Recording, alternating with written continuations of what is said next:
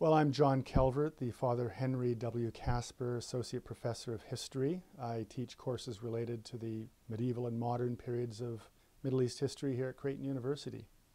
My book is a biography of Sayyid Qutb, the influential Egyptian ideologue of Islamic revolution. He lived from 1906 to 1966.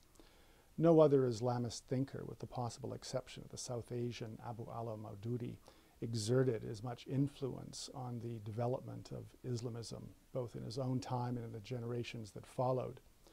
My book traces Sayyid Qutb's thought from his origins in a small village in Upper Egypt until his execution at the hands of Egypt's Gamal Abdel Nasser regime in 1966. In so doing, my book pays attention to the gamut of influences, social, economic, political, cultural, that influenced Qutb's worldview and eventually propelled him in the direction of radical Islamism.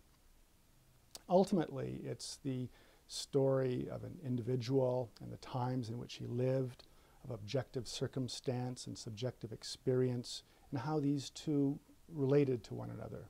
All too often in studies of Islamism, scholars treat the phenomenon as resulting from material discontent.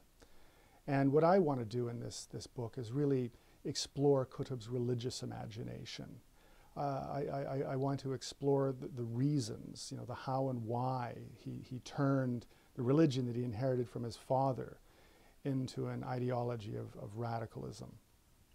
One thing you told me that I thought was really interesting is what got you interested in the topic in the first place. This wasn't your original area of study. Yeah, I went to Cairo in the late 1980s with the intention of studying Arabic and medieval Islamic history. But in those days, radical Islamist movements were again on the move. This is some years after the assassination of Anwar Sadat, and the name of Sayyid Qutb was in the air. And I wanted to know more about this individual. So I went to the bookstalls of Cairo, I talked with people and so forth, and it appeared to me that this was a subject worthy of investigation. Bear in mind, this was long before 9/11. Islamism really wasn't on the radar of most North Americans. It took me a number of years before I finally got around to studying Qutb in any depth, but the origins of my sort of interest in Qutb date back to my time in Cairo. What was the most interesting thing you found? What was the one thing that stands out in all the research you've done? I think the thing that really sort of intrigued me about Sayyid Qutb was, again, his religious imagination. This was a person who was a poet and a literary critic before he became an Islamist. He was always interested in another world, in the supernatural, in a realm that existed, beyond the dross of everyday life.